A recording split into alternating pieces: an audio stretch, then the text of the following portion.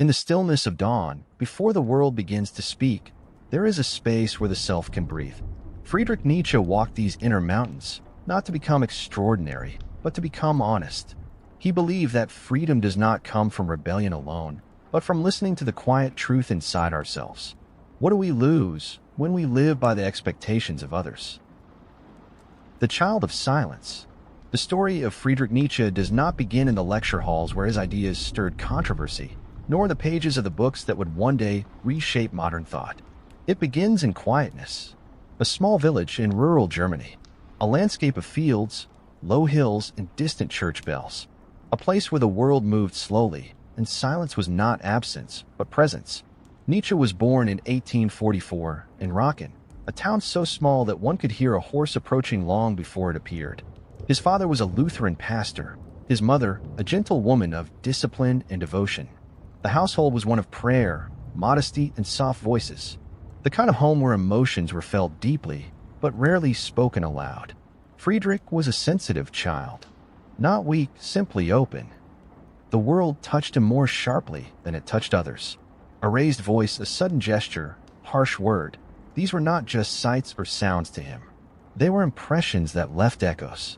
He spent much of his childhood surrounded by women, his mother, his sister Elizabeth, and his grandmother after his father died when Friedrich was only 5. The loss was not just a personal grief. It fractured the structure of his world. A father's presence gone means a center of gravity removed. For a child, this changes everything. The world suddenly felt larger, and he felt alone inside it. This loneliness did not turn him bitter.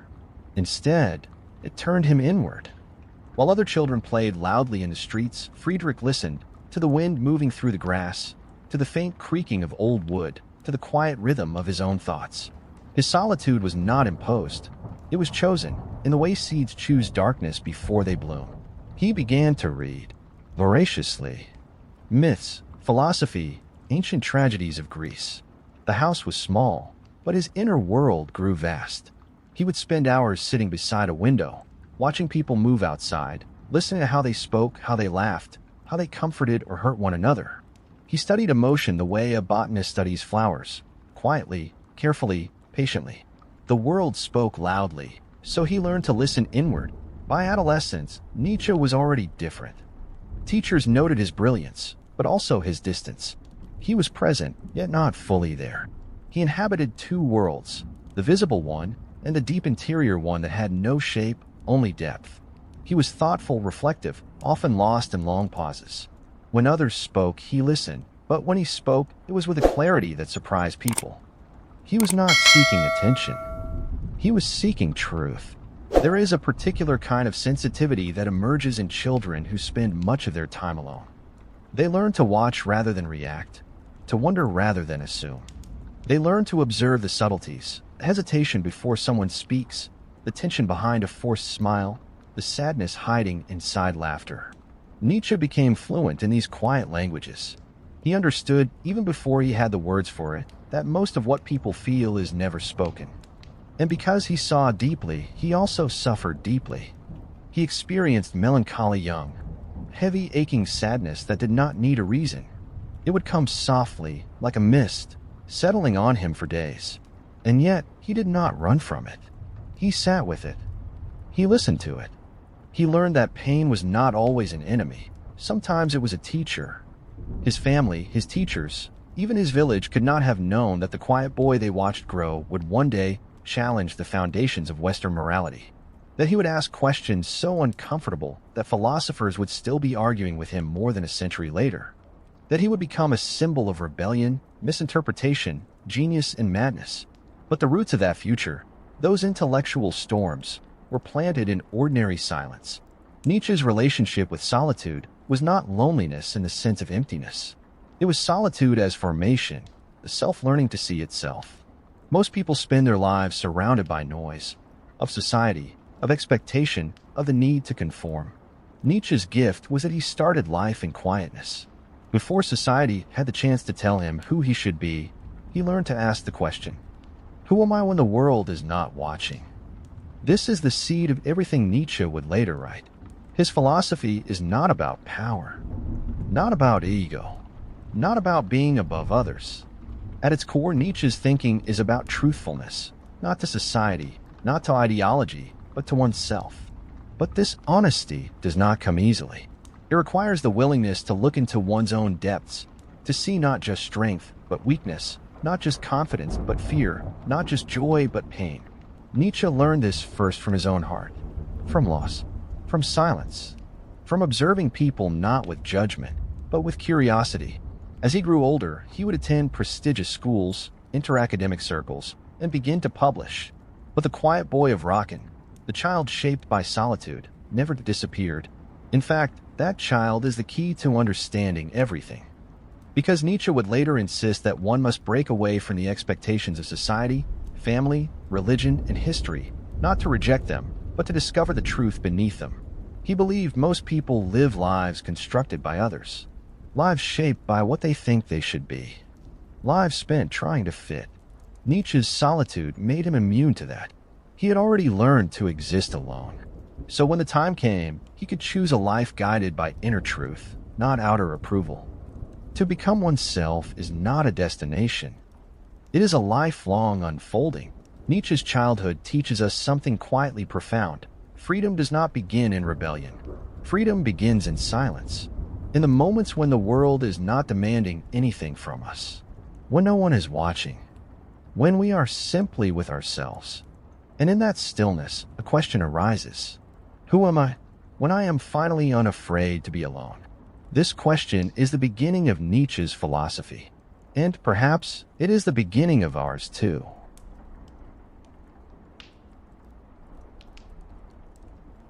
The weight of expectations. If Nietzsche's childhood was shaped by silence, then his young adulthood was shaped by expectation. By the time he reached his early 20s, he was considered extraordinary, not merely talented, but prodigious. His grasp of languages, literature, ancient Greek texts, and philosophy was so far beyond his years that professors spoke his name with admiration, even doors opened for him easily. The world seemed ready to applaud whatever he would become. There is a certain kind of danger in being praised too early. Nietzsche was invited to teach at the University of Basel when he was only 24, an age when most people are still trying to understand who they are. Suddenly, he was not only a student of ideas, but a professor of them. He stood in grand lecture rooms, surrounded by marble pillars and attentive faces, where every word he spoke was treated as truth. From the outside, it looked like triumph. A young man rising effortlessly into prestige. But inside, something felt wrong. Nietzsche had always lived from the inner world outward, guided by intuition, not structure. And yet here he was, in a role defined by rules, tradition, and intellectual obedience. There were expectations in every direction. To teach what was accepted, to think within certain boundaries, to speak with authority, but not with originality, to respect the forms, to stay within the lines. The world was ready to celebrate him, as long as he did not stray too far. Success is not always alignment. At first, Nietzsche tried. He dressed carefully. He spoke carefully. He wrote carefully. He followed the patterns of academic life, the lectures, the debates, the polite intellectual disagreements. He became what others wanted, what others praised. People spoke of his discipline, his brilliance, his promise. But inside, he felt a growing unease, a quiet, sharp dissonance. He began to notice that the academic world cared more for reputation than truth. Scholars debated not to understand, but to win. Ideas were not explored, they were defended. Philosophy, meant to be a living search for meaning, became a performance. Nietzsche felt himself growing smaller inside the praise. The more people admired him, the less he recognized himself. There is a loneliness that appears when one's outer life moves in a direction the inner life does not want to follow. It is not dramatic. It is subtle quiet, like a lamp slowly dimming. That was the loneliness Nietzsche came to know. He attended dinners where people spoke of culture and refinement, yet no one spoke of suffering or longing or the hunger to become whole. He walked through universities filled with books, yet felt that few people were truly seeking wisdom. He would go home at night, sit by a candle, and feel the weight of his own success pressing down on him. A success that felt like a costume, a performance, a mask. This is where the idea of the persona, the face one wears for the world, begins to take root in him. He began to ask himself, whose life am I living? Mine, or do the one others expect me to live? The more he asked, the heavier the question became. He grew ill. Migraines, eyes that burned, nerves that trembled, exhaustion that seemed to seep from the bones. The body often speaks when the soul cannot, and Nietzsche's body was telling him, "You are living against your nature." And so he began to withdraw, not out of weakness, but out of self-preservation. He stopped attending gatherings. He canceled lectures. He spent more time walking alone in the mountains, where the world was wide and silent enough for him to breathe again. It was there, in that stillness, that he felt something awakening, a stirring question. What if the point of life was not to meet expectations, but to become oneself? This is not a simple question. It is a question that unravels entire worlds, because to become oneself often means disappointing others. It means stepping beyond admiration. It means risking misunderstanding. It means leaving behind the identity that has been rewarded. Nietzsche stood at the threshold of that decision for years. He tried to remain. He tried to be who the university believed he should be. But the truth kept whispering, and the whisper grew stronger. He began writing ideas that challenged the foundations of European thought.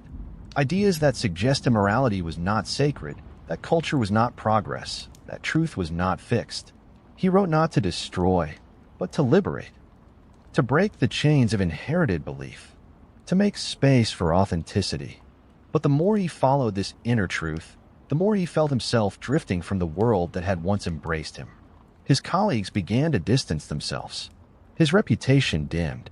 His certainty faltered. His health continued to collapse. And yet, something inside him finally felt honest. The self bends under the gaze of others until it learns to stand. Nietzsche would eventually resign from the university, quietly, without ceremony. A brilliant scholar walking away from a life most would envy. No applause, no farewell, only a return to his own mind. This was the beginning of the philosopher the world would one day know, the one who would speak of becoming, of courage, of inner freedom.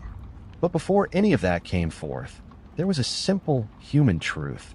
He chose himself, and that choice changed everything.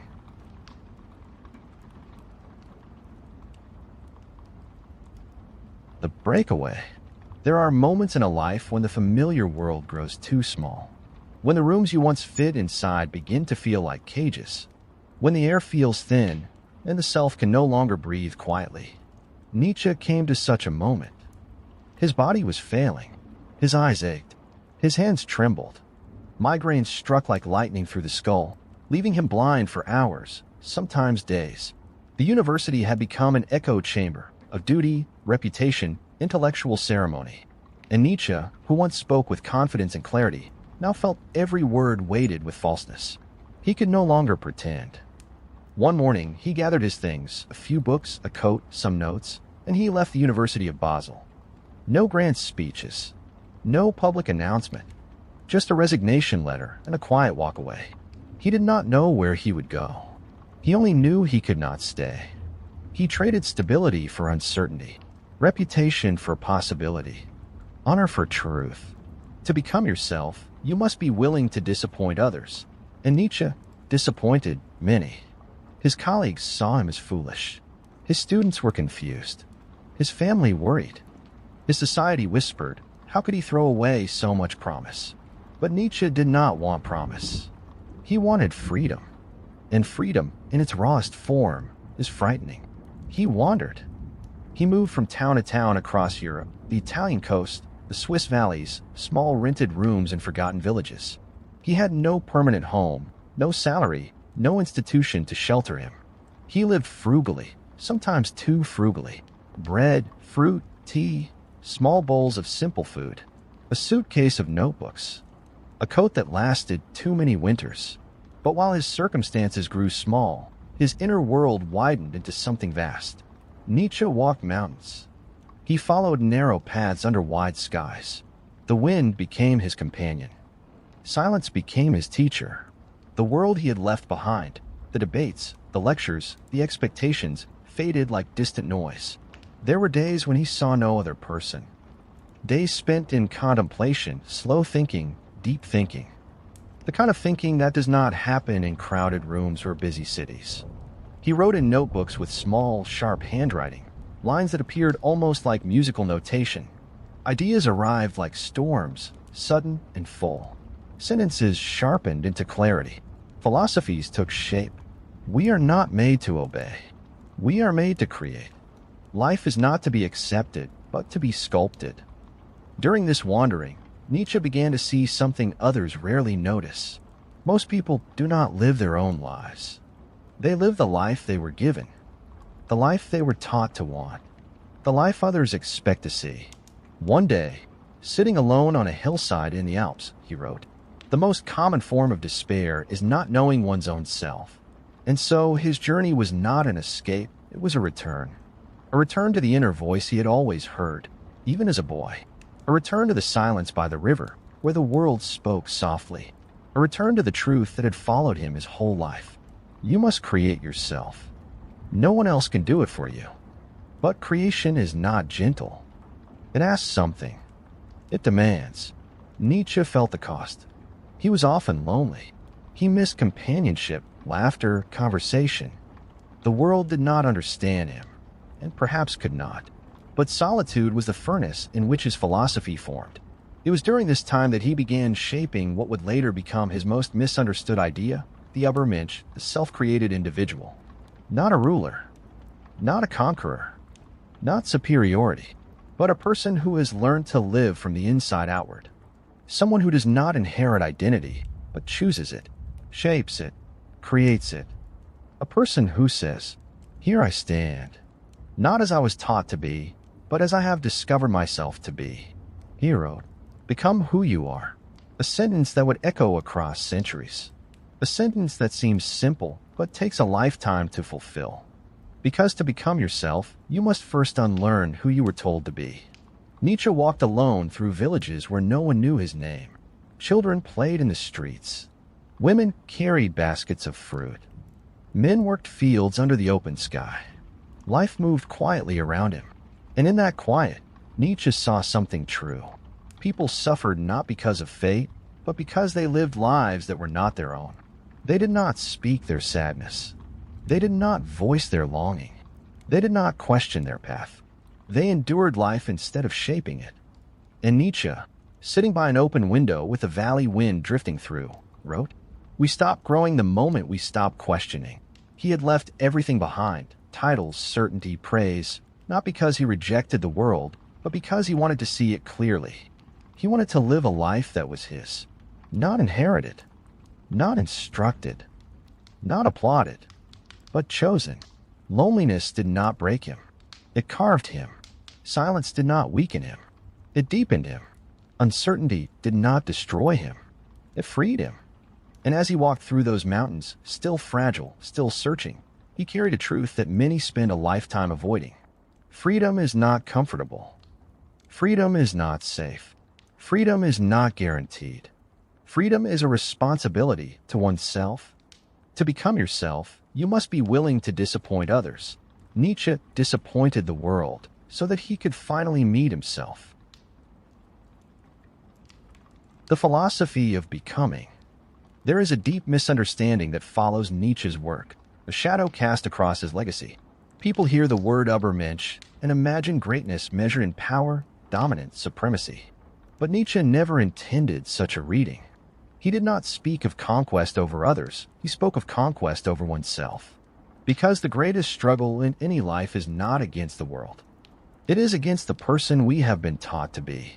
Nietzsche understood something almost unsettling in its clarity.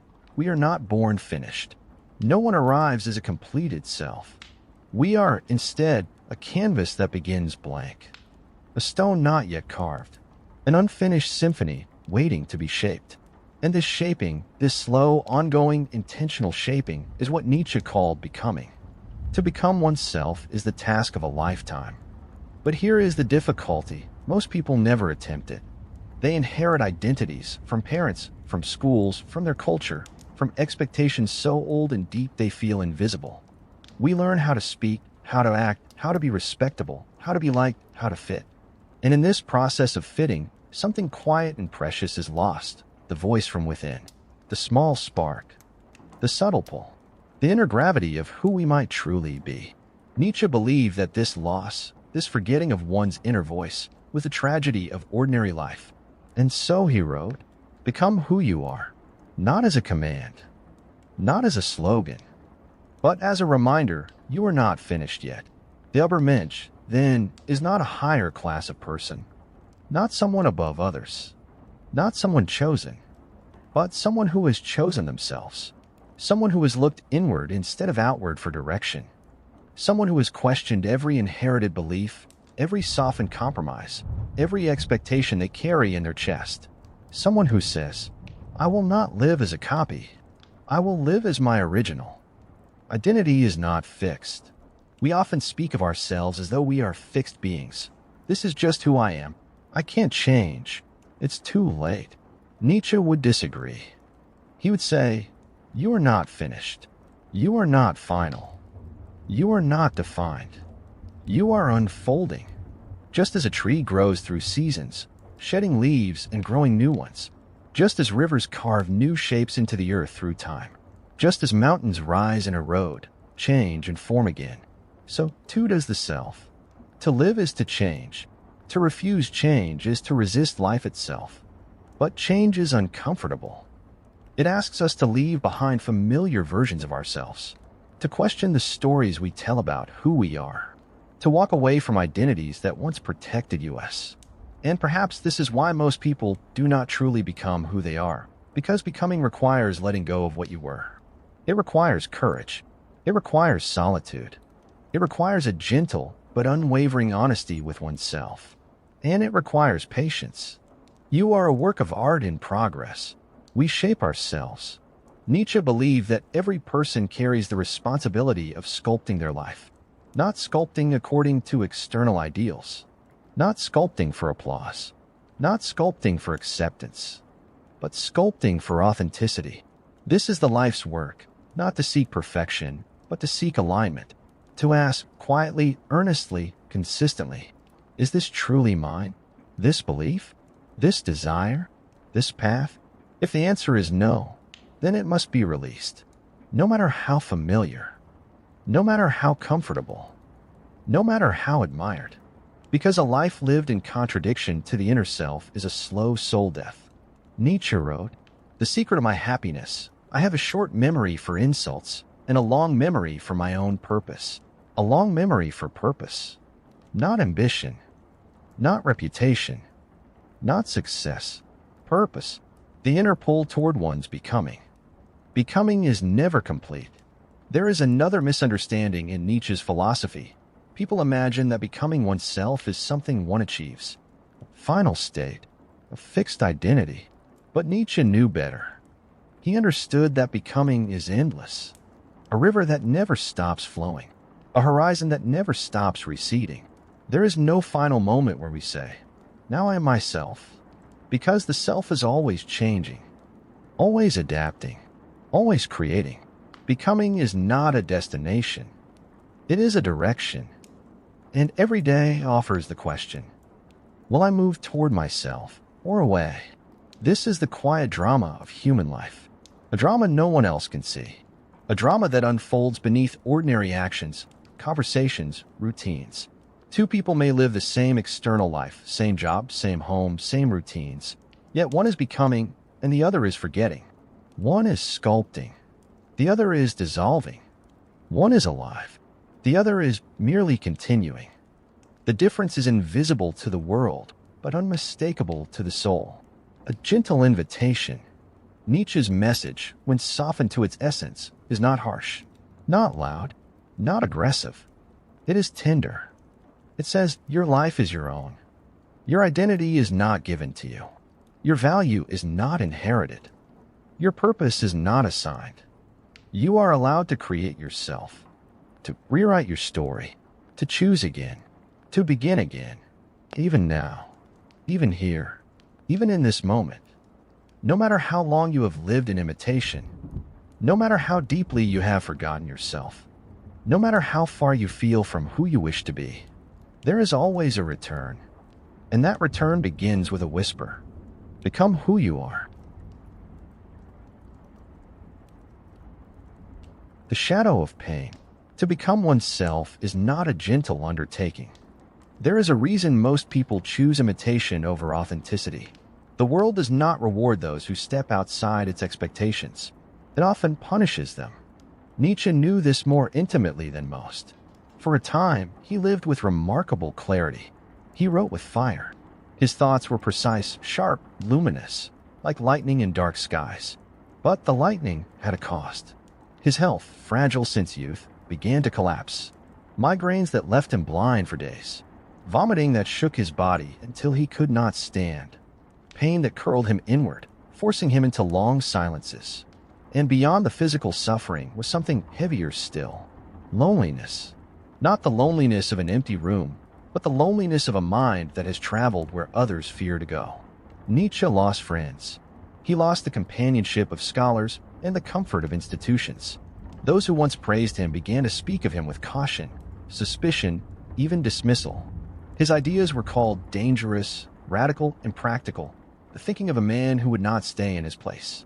But Nietzsche was not breaking away to rebel. He was breaking away because something in him knew that obedience cost the soul. To honor your truth is to risk being misunderstood, and he was profoundly. The loss of companionship. There was once a friend he admired deeply. A composer, brilliant, charismatic, adored. Richard Wagner. For a time, Nietzsche believed he had found a companion on the same path, someone who also sought depth, authenticity, spiritual renewal in art and life. Their friendship was filled with admiration, conversation, the electricity of shared vision. But slowly, painfully, Nietzsche realized that Wagner was heading towards something else: nationalism, grandiosity, the seduction of mass applause. Nietzsche saw the danger. If your identity is built upon being adored, you will shape yourself to please the crowd, not the soul. And so, in silence and grief, he stepped away. To lose a friend is hard. But to lose a friend because your souls are moving in different directions, that is grief with no language. Still, Nietzsche held to his path. Because growth demands honesty, and honesty sometimes requires us to walk alone. Illness is a teacher. Nietzsche spent his later years wandering from place to place, seeking climates where the air might relieve his pain. Italy, Switzerland, quiet towns, boarding rooms with small windows and thin curtains. Mountains that looked like the ones from his childhood, but felt different now. The pain did not leave him, but it slowed him, softened him, stripped away everything that was not essential. When he could not work, he watched clouds move. He listened to wind across stone. He wrote thoughts in small notebooks with trembling hands. There is a clarity that comes only through suffering, a stillness that cannot be learned in comfort. Nietzsche began to see pain not as punishment, but as a sculptor. Pain is not the enemy. It is the hand that carves away what is false. Pain showed him what mattered. Not applause, not legacy, not reputation, but inner alignment. The quiet, unbreakable strength of belonging to oneself. The world could misunderstand him. The world could reject him. The world could turn its back. But the world could not take from him his authenticity. And that he understood was freedom. The break. Eventually, the pain became too deep, the solitude too heavy. Nietzsche's mind, stretched by years of intense inner pressure, finally gave way. A collapse. Sudden. Irreversible. In the final years of his life, he could no longer speak clearly. No longer write. No longer express the ideas that had once burned so brightly in him. He was tended to by his sister. He sat by windows. He walked in gardens but did not speak. To many, this ending seems tragic. The fire that once illuminated the world, now quiet, fading, silent. But perhaps there is something gentler in his final years, a return to stillness. The kind of stillness he knew as a child among fields and forests. The stillness before the world told him who he ought to be. And maybe in that silence, he found the very thing he had spent his life seeking. Peace. The meaning in the pain. Nietzsche's suffering was not a punishment. It was part of his becoming. He wrote, near the end of his working years, "One must have chaos within to give birth to a dancing star." He did not mean chaos as destruction. but chaos is the raw material of creation. Pain breaks what is false. Pain strips masks from the persona. Pain dissolves the identities we inherited, performed, protected. And when the old self falls away, something real can finally begin to form. A new strength, a new clarity, a new self. This is the cost of authenticity. It is not cheap. It is not easy. It is not safe. But it is true. And it is yours. Growth is not the bloom, it is the breaking of the seed. The courage to stand alone. There comes a moment in every life where we must make a choice, to be accepted or to be authentic. Most choose acceptance, the warmth of agreement, the comfort of belonging, the ease of not being questioned. But Nietzsche chose something far more difficult. He chose to live in alignment with his truth, even if that meant walking alone. And for most of his life, he did. A voice speaking to the future. Nietzsche wrote with a sense of urgency, not to impress, not to persuade, but because he felt compelled to give voice to something the world was not yet ready to hear. He once said, "I'm not a man. I am dynamite." But dynamite is not fire for the sake of burning. It is fire for the sake of clearing what is dead so that something new may grow. He knew his ideas would not be understood in his time. He knew that those who live too far ahead of the present are often treated with suspicion or even contempt. And still, he wrote, notebooks filled in boarding rooms, pages written through migraine pain and trembling vision, thoughts carried up mountains and down valleys, books published to silence. When he released Thus Spoke Zarathustra, one of the most poetic and daring works of philosophy ever written, it sold only a handful of copies. No applause, no recognition, no audience, just a quiet room and the sound of his pen on paper. He wrote so that someday someone might understand the world was not ready. Nietzsche's thinking was not academic. It was not comfortable. It did not explain us, it confronted us. He asked people to examine themselves, to notice the ways they bend to expectation, to see how easily they trade truth for belonging, to question the roles they inherit, the beliefs they repeat, the lives they live without choosing. And this is something most people do not want to face. It is easier to stay asleep than to wake and realize we have been living someone else's story. So Nietzsche was misunderstood. His concept of the Übermensch was twisted. Not as the compassionate, self-created soul he described, but as a fantasy of superiority and domination he never intended. His belief in life affirmation was dismissed as arrogance and defiance. His critique of morality was mistaken for a call to disregard ethics, when in truth, it was a plea to find living values. And so, as his ideas spread, they were misread, misused, and misrepresented. But misunderstanding did not silence him. The quiet strength of those who stand alone. Nietzsche did not shout to be heard. He did not seek a stage. He did not try to convert anyone. His journey was inward, a path walked in silence, with only the self as witness. To stand alone is not to be isolated. It is to be sovereign. There is a kind of peace that only comes when you no longer need to be approved. Nietzsche lived that peace, not always comfortably, but authentically. He walked through European towns with a small suitcase and a few books. He rose before dawn to write by candlelight. He traveled to mountains to think in the clarity of high air. He ate simply. He lived quietly. He did not fear silence, because he had learned that the self is not found in noise, but in stillness. It is in those quiet rooms, the ones without praise or recognition, that the true self begins to speak. And Nietzsche listened. The integrity of the uncompromised soul. Integrity is not morality. It is alignment, the inner agreement between what we believe and what we live. Nietzsche refused to betray that alignment. He would not write what was popular. He would not repeat what others accepted. He would not soften his ideas to avoid conflict. He did not seek to please.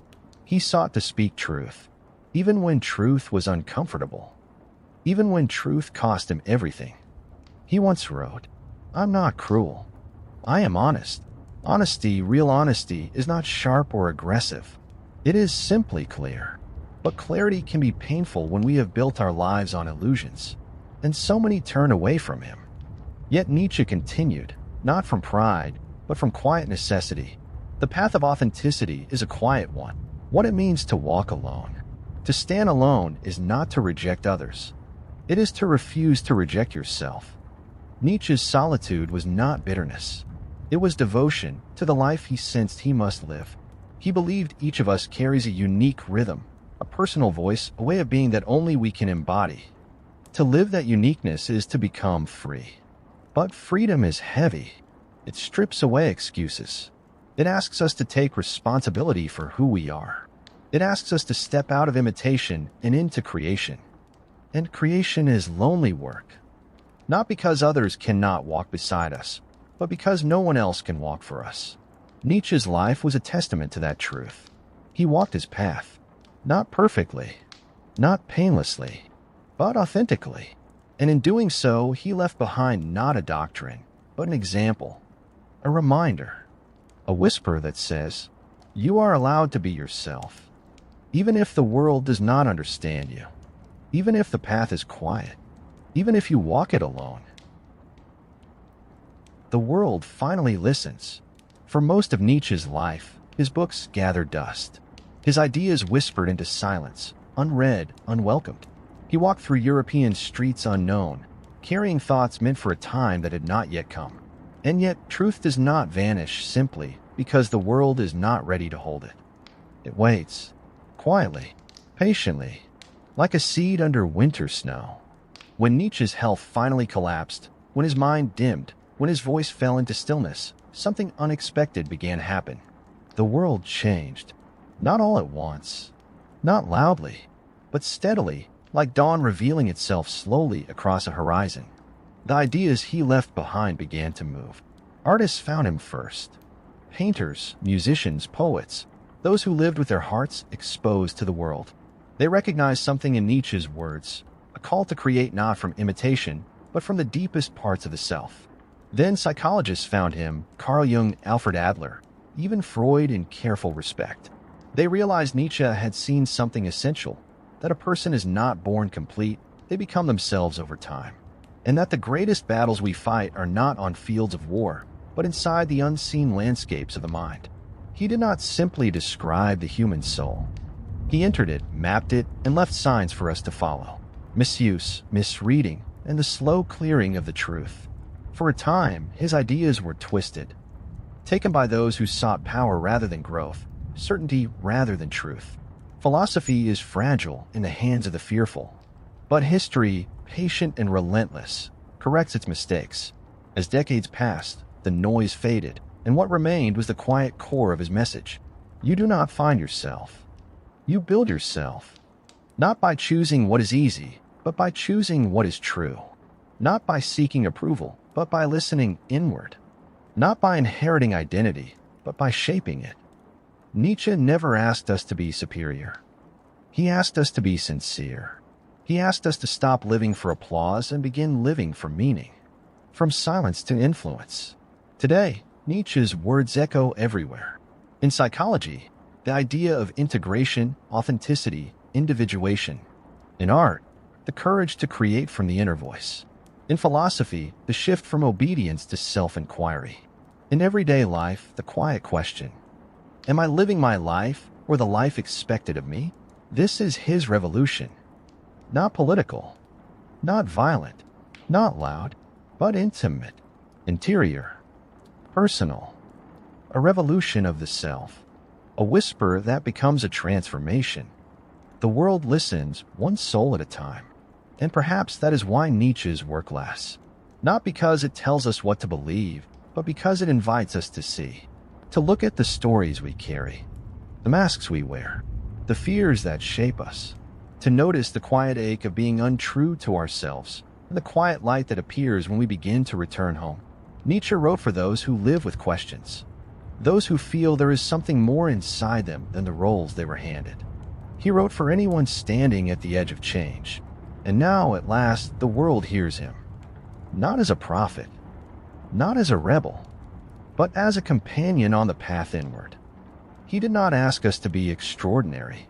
He asked us to be honest, a thought to hold. Becoming oneself is not an act of arrival. It is a lifelong unfolding. a slow and gentle opening toward inner truth. Some days it is easy.